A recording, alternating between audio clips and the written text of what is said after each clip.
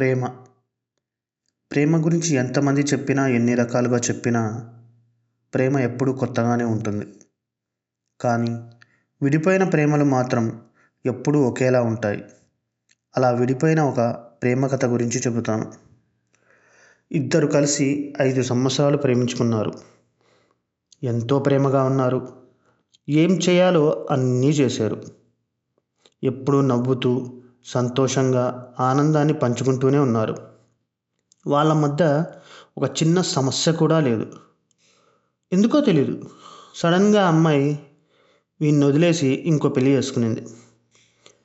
ఇది నన్ను ఎలా వదిలేసింది అని బాధపడుతూ వాడు ఏం చేయాలో అర్థం కాక కొత్త కొత్త వ్యసనాలకు బానిస అవుతూ వెళ్ళాడు. వారి బాధ అంతా ఒకటే, నేను లేకుండా ఈ పిచ్చిది ఎలా బతుకుతుందో అని. ఇలా ఆలోచిస్తూనే ఒకరోజు సూసైడ్ చేసుకొని చనిపోయాడు.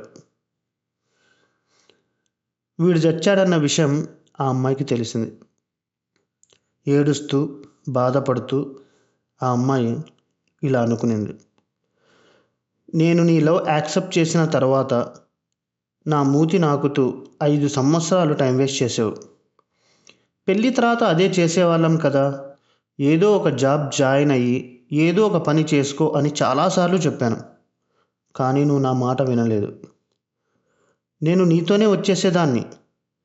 నీ దగ్గర నా మీద బోలెడంత ప్రేమ ఉంది, అది నాకు తెలుసు. నన్ను బాగా చూసుకునే డబ్బు మాత్రం లేదు. మినిమం నాకు డెలివరీ అయితే దాన్ని భరించే కొద్దిగా అమౌంట్ కూడా నీతో లేదు. నేను పెళ్లి చేసుకొని హ్యాపీగా అయితే లేను, కానీ ఫైనాన్షియల్ టెన్షన్ మాత్రం లేదు నాకు.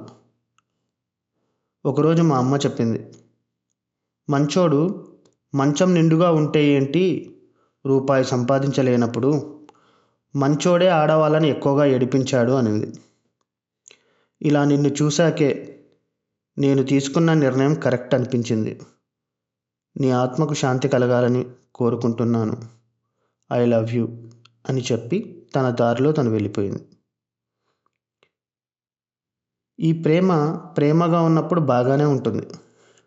పెళ్ళి చేసుకోవాలి అన్న ఆలోచన మొదలైనప్పటి నుంచి ఆడవాళ్ళలో ప్రేమ అనే అబద్ధపు ప్రపంచం నుంచి నిజమనే ప్రపంచాన్ని తెలుసుకోవడం మొదలెడతారు. గుర్తుపెట్టుకో మై డియర్ ఫ్రెండ్, ఏ ప్రేమైనా రూపాయితోనే ముడిపడి ఉంది. ఏ పని చేయకుండా చేతకాని ఏడుపైతే ఏడవకు. మన లైఫ్ బ్లాక్ బస్టర్ అయితే మనతో పాటు ఓ 10 మంది ఉంటారు. అదే ఫ్లాప్ అయితే మనతో మనమే ఉండలేం.